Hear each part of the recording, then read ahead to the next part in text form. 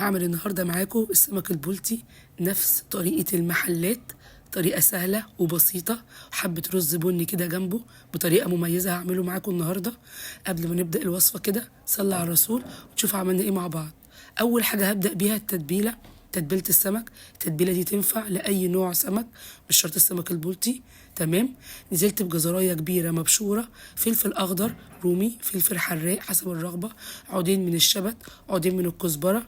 بنزل عليهم براس توم كده وسط مفرومة، وبعد كده حوالي معلقتين 3 من الزيت. تمام.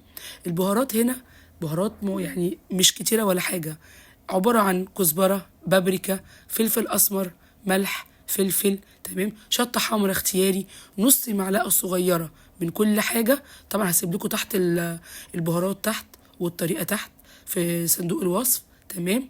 بنزل بمعلقة كبيرة من الملح، ربع كوباية من الخل.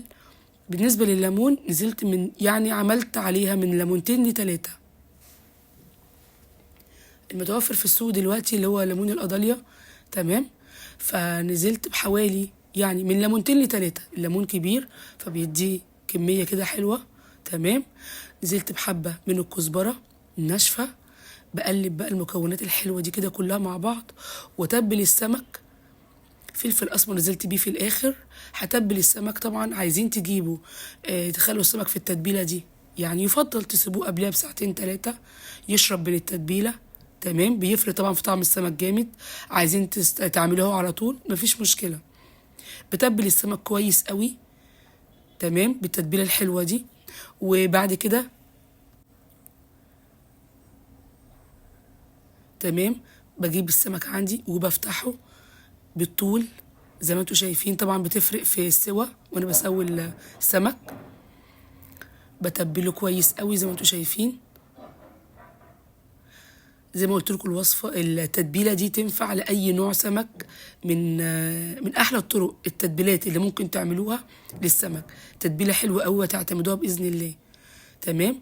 بفتح عندي السمك كده كله زي ما انتوا شايفين. بركنه شويه من ساعه لساعتين اول ما اعمل الرز. هعمل معاكم حبه رز حكايه نفس طريقه المطاعم بالظبط. بجيب عندي حله وبقطع بصلايه كده بطريقه عشوائيه، عادي اي تقطيعه تحبوها. تمام. بنزل بحبه زيت حلوين، بنزل بالبصلايه بتاعتي مخرطها على ايدي عادي. تمام. بنزل عليها بحبه صغيرين من الملح وبفضل اقلب فيها. بتاخد من 4 ل5 دقايق كده على ما تحمر وتدينا اللون البني الغامق. هوريهولكوا دلوقتي البني الغامق. بفضل اقلب فيها زي ما قلت لكم من 4 ل5 دقايق. تمام. طبعا حبه الملح دول بيفرقوا طبعا في تسويه البصله. اول ما تديني الدرجه الحلوه دي تمام بنزل عليها بمعلقه كبيره من الصلصه. لو موجوده عندكم تمام، مش موجوده خلاص. معلقه كبيره من صلصه المعلبات وعليها حوالي كوبايه ونص من الميه المغليه. بنزل بالبهارات بقى عندي نص معلقه صغيره من الكمون، نص معلقه صغيره من الملح، بس مكعب ماجي عايزه تحطي. تمام. بصوا بقى باخد الكلام الحلو ده كله وبصفيه.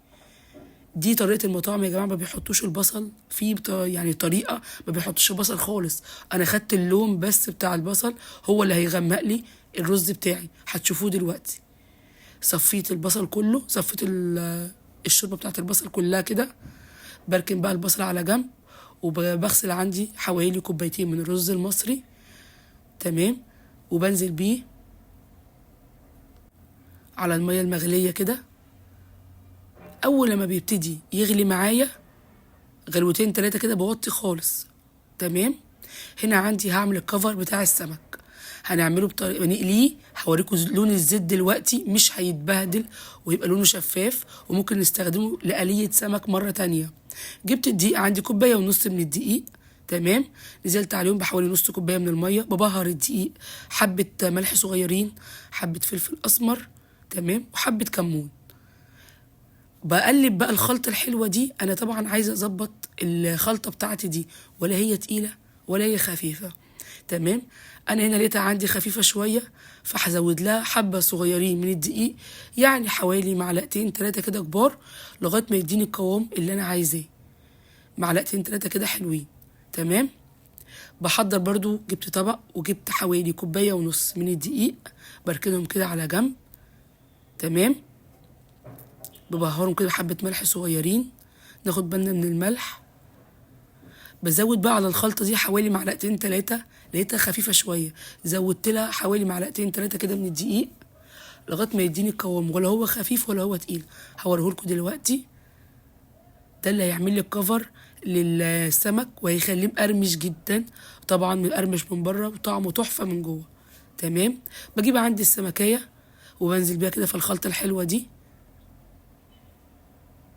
زي ما انتوا شايفين كده يا بنات. بحطها في الخلطة الحلوة دي كده الأول.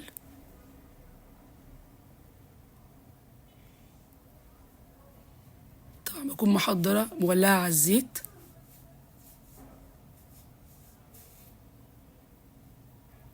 وبنزل بيه في الدقيق، يعني من هنا لهنا على طول، وبنفض منها الدقيق كويس قوي قبل بنزل بيها على الزيت.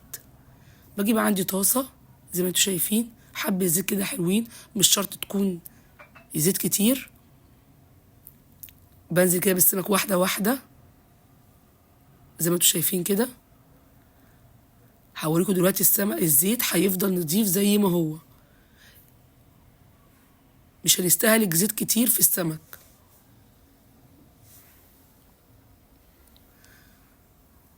بسيبه كده دقيقتين 3 لمدة 5 دقايق، واجي اقلبه زي ما انتوا شايفين.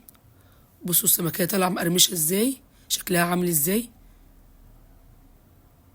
دي اتحروقت كده مني سنة كده، بس انا اصلا بحبها بالدرجة دي. بصوا الزيت عامل ازاي، والسمكة طالعة مقرمشة، ريحتها تحفة.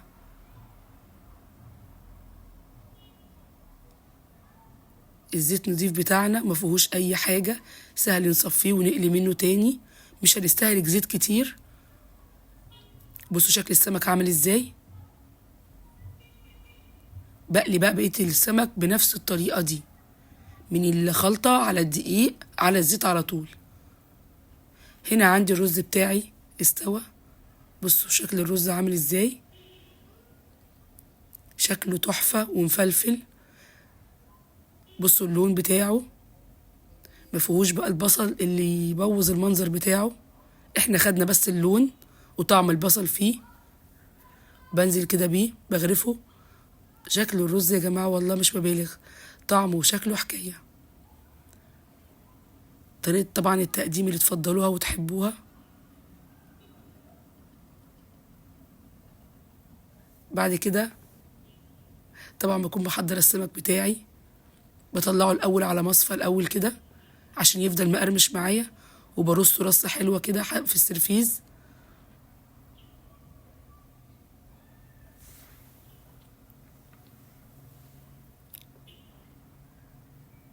بصوا شكل الرز عامل ازاي.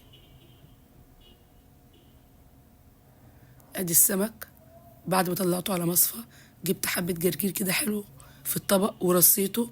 بص شكل السمك عامل ازاي، مقرمش من بره وطري من جوه، والخلطة والتتبيلة فيه حكاية.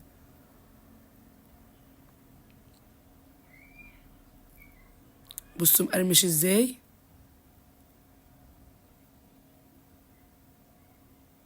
من بره مقرمش ومن جوه طري، تحفة. من أسهل الطرق اللي ممكن تجربوها. أتمنى بقى لو الوصفة عجبتكم تدعموني بلايك وشير واشتراك في القناة.